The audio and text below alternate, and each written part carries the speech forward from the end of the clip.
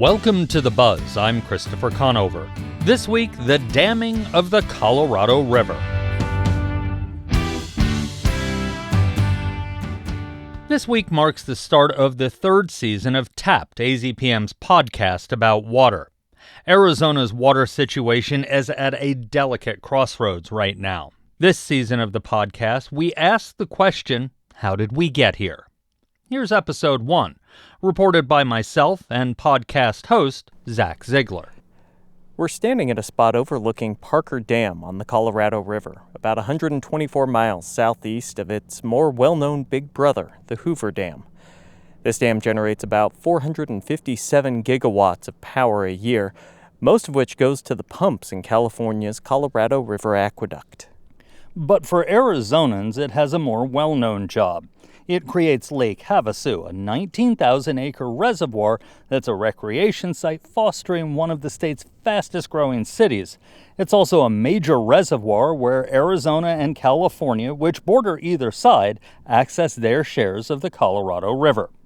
Parker Dam was built in the 1930s by the U.S. Bureau of Reclamation, with construction starting before Arizona had ratified the deal that split up the river's water, which led to Arizona's then-governor sending the state's National Guard to an area that's now a part of La Paz County. This is Tapped, a podcast about water. I'm Zach Ziegler. And I'm Christopher Conover. Arizona has spent almost 100 years fighting over Colorado River water and watching its dams pop up along its western border. So do all these dams help or hinder the water consumption issues as the river moves towards its terminus?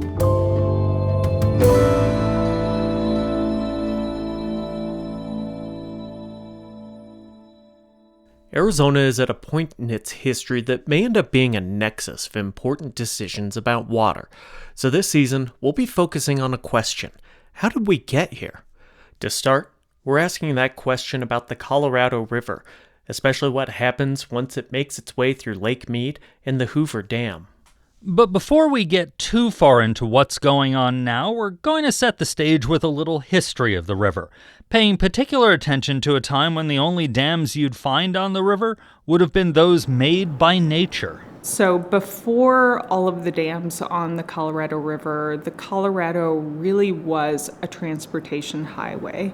That's Tammy Snook, a historian with the city of Yuma, and we're talking to her at the Colorado River State Historic Park, a location that was once a stopping point along that route. And starting in the early 1850s with the first military installation in the Yuma area, which was actually Fort Yuma on the California side of the river. Starting with Fort Yuma, the Army was bringing steamboats up the Colorado to resupply first the fort and then later the Yuma depot. We're sitting in one of the historic buildings on the museum's grounds. Luckily, it's one that's been updated to include air conditioning because outside it's close to 120 degrees.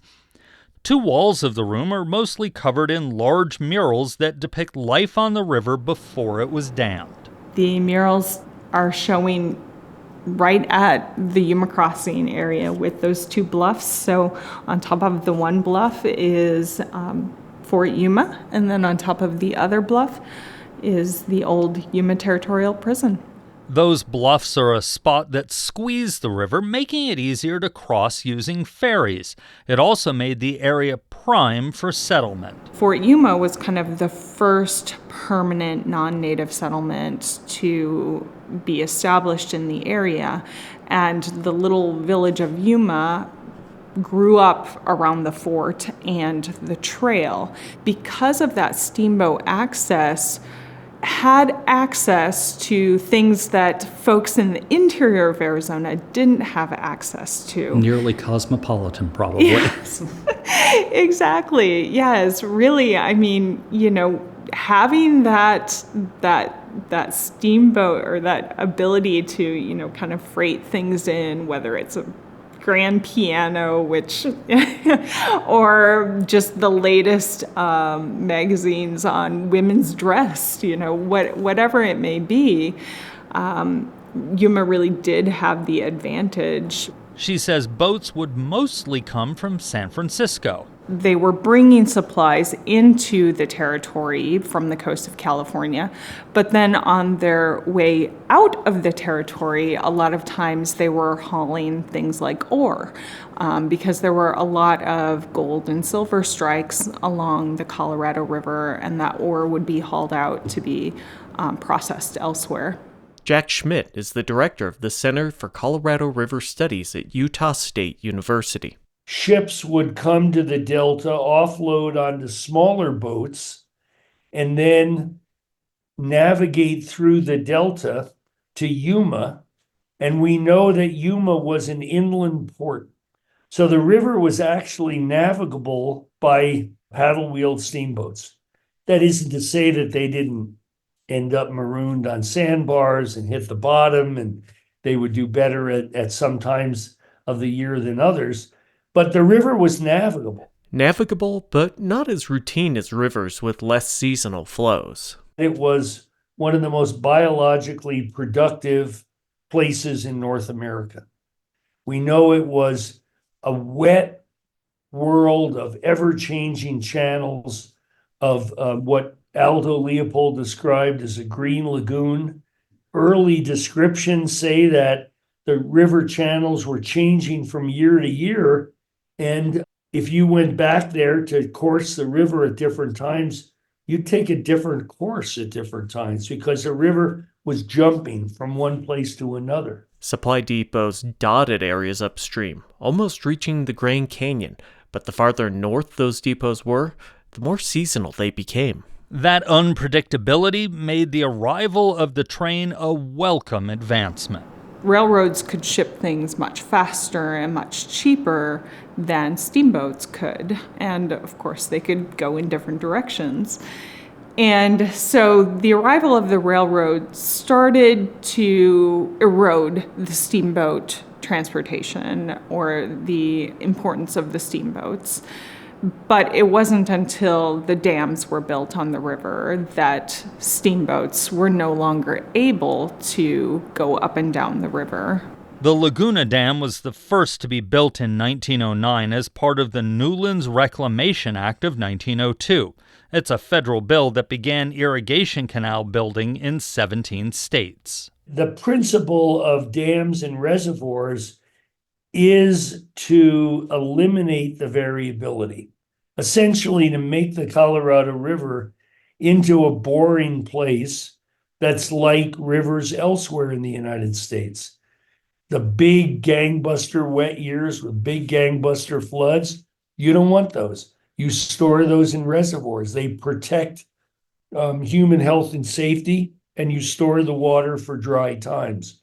So you want to even out the flow, you even out you basically make the Colorado River as unnatural a place as possible to facilitate its utilitarian development, and that is what we've done. Laguna marked the end of the Colorado's riverboat era and the start of its era as a means to divert water for agriculture. Damming of the river continued with 2 irrigation dams in Colorado in the 19-teens. Then came the Colorado River Compact, the legislation that today is being renegotiated because it overestimated the amount of water in the river. The agreement was signed by 6 of 7 states in 1923. 5 years later, Congress authorized the Hoover Dam, originally named the Boulder Dam. It was finished in 1936. But while work was underway on Hoover, construction on another dam to its south would stir up controversy and bring armed soldiers to the banks of the Colorado River. You're listening to The Buzz. After the break, we continue our preview of the new season of Tapped. Stay with us. Here at Shortwave Space Camp, we escape our everyday lives to explore the mysteries and quirks of the universe. We find weird, fun, interesting stories that explain how the cosmos is partying all around us.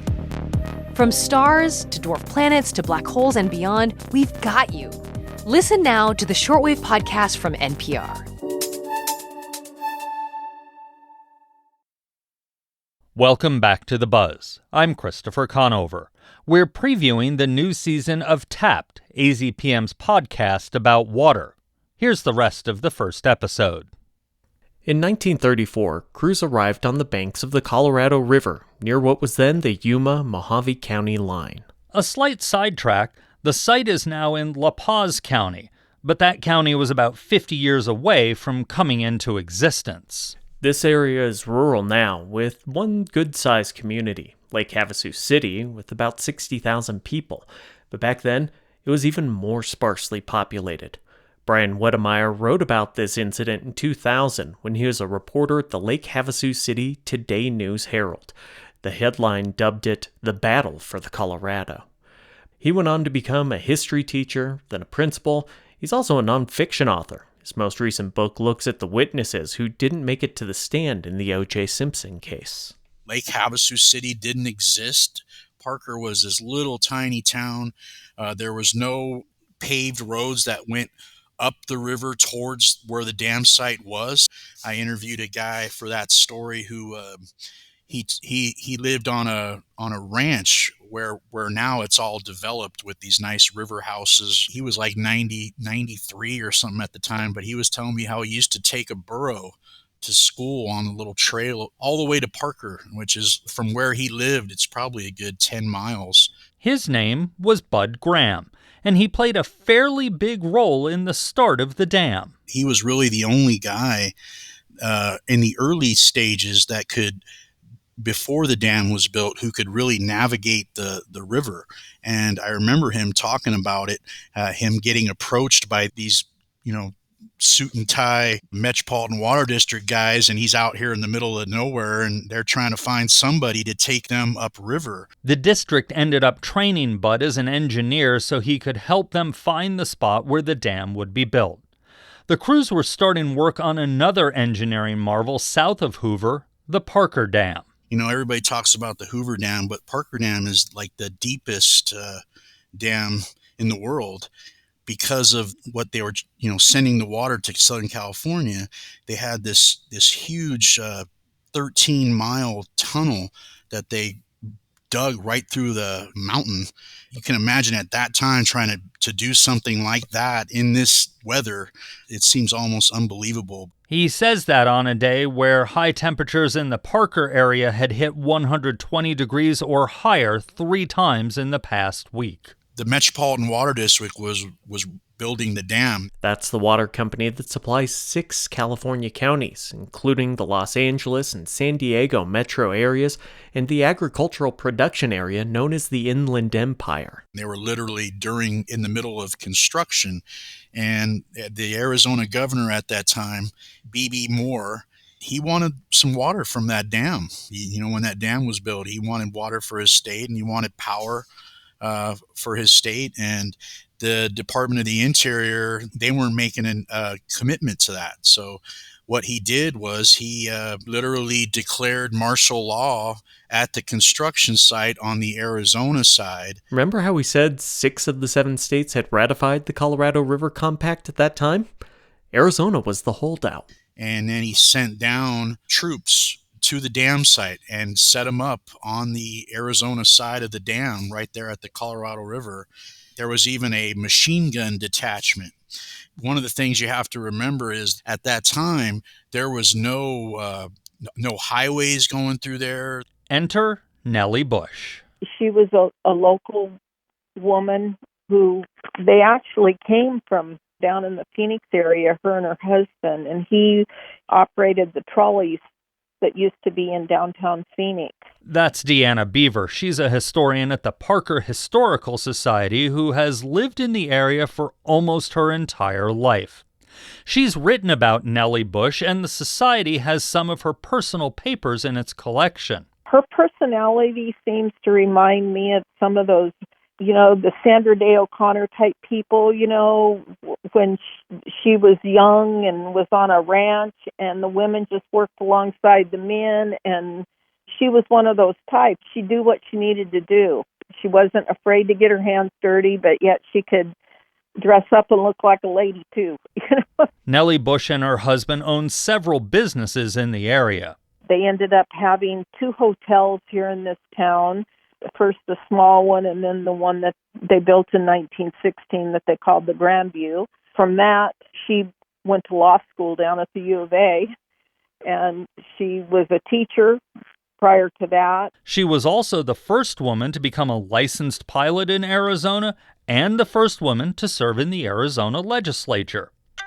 But for this story, one of her businesses and that connection to the legislature play a role. When she heard the governor wasn't having it on this water, she was right there with him to support him.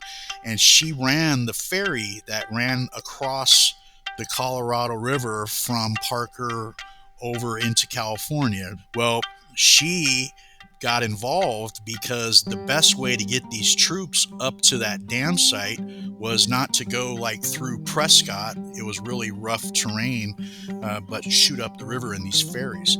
So the governor at that time commissioned her as the commander of the Arizona Navy. So we actually had an Arizona Navy, if you believe it or not, and it consisted of 2 ferry boats.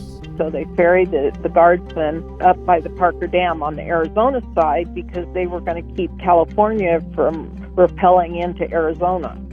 So they put the National Guard up there, and one of the things in one of the cartoons that was in the Arizona Republic, it said the biggest battle they had was with the mosquitoes. There are seasons where the mosquitoes get really bad. And I would imagine at that time, when you think about the Colorado River, it didn't look like it does now. The dams turned the river nice and picturesque and in blue and, and shiny. And I would imagine at that time it was pretty rough and pretty brown and pretty fast. And there was a lot of vegetation, and they were talking about horror stories of battling the mosquitoes. Not any humans, it was the mosquitoes that was the big problem for the troops. And one of the lieutenants, I think he sends for reinforcements, sends a dispatch to get more mosquito nets. California never brought any military force over in anything, but it did get squelched until it worked its way up through the Supreme Court. Governor Maurer's actions turned the battle over Parker Dam into a legal case. United States v. Arizona made its way to the U.S. Supreme Court in March of 1935, with a decision coming at the end of April. Justices Brandeis and Cardozo joined in the opinion, writing, Assuming that the stretch of the Colorado River between Arizona and California involved in this case is navigable, Arizona owns the part of the bed that is east of the thread of the stream, and her jurisdiction, in respect of the appropriation, use, and distribution of an equitable share of the waters flowing therein, is unaffected by the Colorado River Compact or the federal reclamation law. Arizona won because Congress had the power to build a dam on a navigable waterway, and not any other body. So thanks to the steamboats we heard about at the start of the show, and Bud Graham cruising his boat up and down the river, either with the Metropolitan Water District staff or on his own surveying, there was definite proof that this was a navigable waterway. Arizona eventually agreed to allow the dam in exchange for approval of the Gila River Irrigation Project, which brings Colorado River water to 100,000 acres of farmland in Arizona.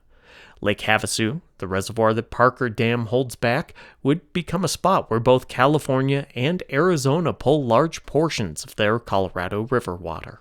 In 1944, Arizona became the final state to sign the Colorado River Compact, though it was not done arguing over its allotment.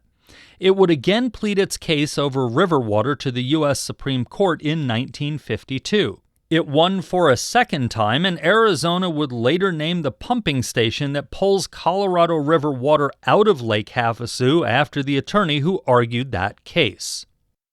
Dams on the lower Colorado continued to be built up until 1966, when Glen Canyon Dam was finished. By then, the character of the river had completely changed, according to Parker historian Deanna Beaver. My understanding from my father-in-law and some of the elders that have since passed was the Colorado River, at least in this area, which they were exposed to, ran wide and wild. So the dams kind of contained it, and it's kind of morphed over time. Boats hauling freight used to be able to navigate the Colorado River Delta. Today, there's barely even more than a trickle of water in it. In fact, about a decade ago, when they allowed some water through in what they called the pulse flow, it was a story that made headlines. AZPM, which produces this podcast, had a reporter down there for that event. The Colorado River Delta was once a fertile wetland of green lagoons and winding river channels. The fresh waters of the Colorado mingled here at the southern end of the delta in Mexico's Baja California state with the salty waters of the Sea of Cortez. Jack Schmidt from the Center for Colorado River Studies says here we are, 90 years later, and the fight over water continues. Right now, the conversation and the negotiations in the Colorado River Basin live in a world very much stuck in 100 years of precedent in which we define a lower Colorado River Basin, an upper Colorado River Basin, right? The upper state basin states, the lower basin states. Who's going to get more water? Who has to make the cuts? You guys down in Arizona take the biggest cuts now. But someday in the future, we will have the courage to have a different conversation. He says that conversation should be about what this limited amount of water's highest usage is. Should more than half of it go toward growing livestock feed? Should we be growing crops when it's 120 degrees out, like Brian Wedemeyer was experiencing when we talked to him? Should we be encouraging some industries over others? So let's take a closer look at one niche industry that can be big business. It involves a lot of grass, a lot of water, and, many would say, a good walk spoiled. That's next time. Tapped is a production of AZPM News. This episode was mixed and produced by me, Zach Ziegler. It was co-reported and edited by our news director, Christopher Conover. The voice of Justice Brandeis was Andy Bade. Our theme music and some interstitial music is by Michael Greenwald. Visit our website in the podcast section of azpm.org for pictures, links, and more. Thanks for listening.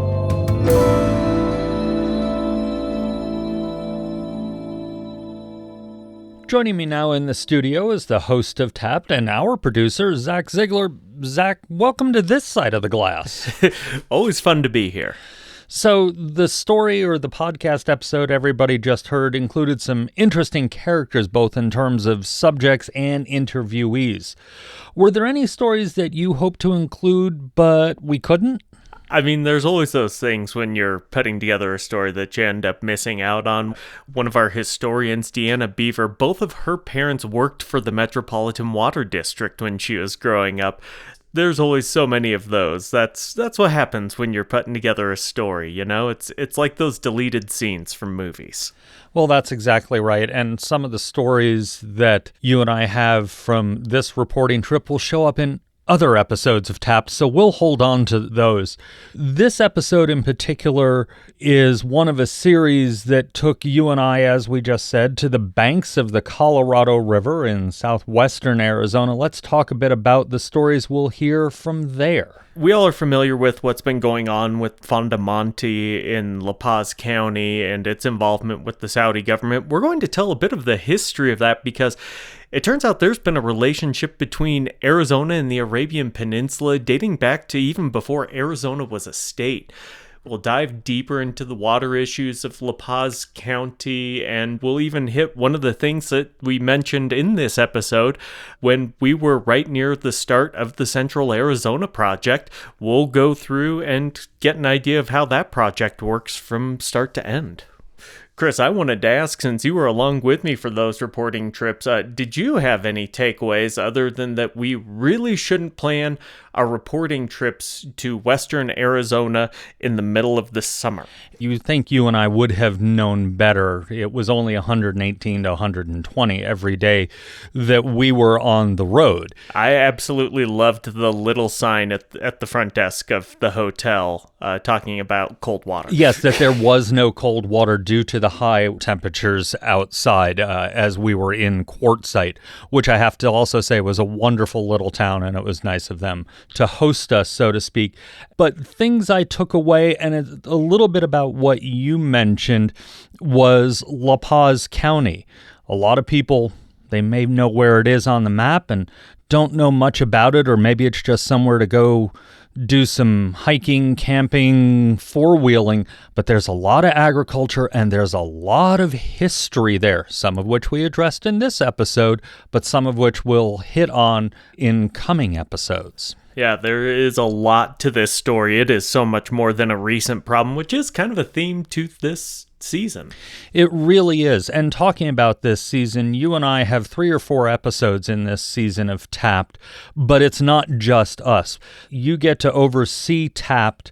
Tell us about some of the other reporters that are working on it and what else they're doing. Yeah, so as we teased at the end of the first episode, you'll be hearing about golf courses in Arizona. That's coming from Hannah Cree. We'll also be talking about other issues like water quality in terms of PFAS and other contaminants.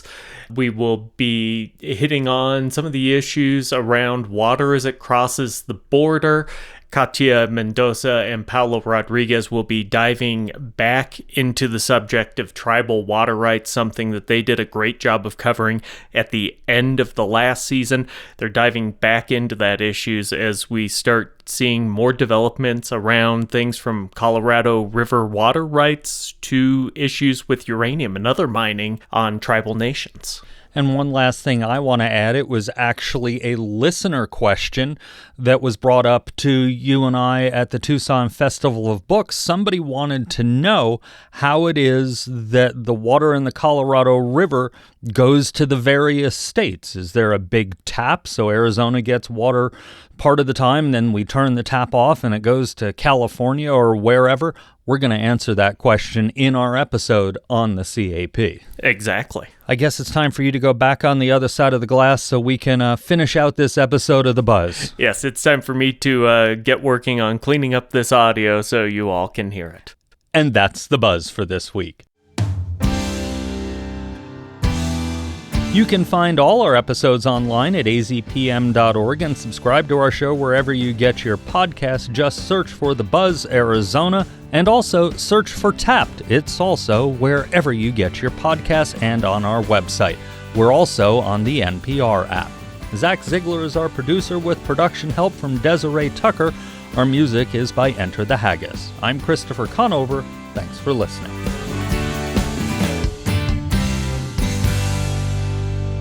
AZPM's original productions are made possible in part by the Community Service Grant from the Corporation for Public Broadcasting and by donations from listeners like you. Learn more at support.azpm.org.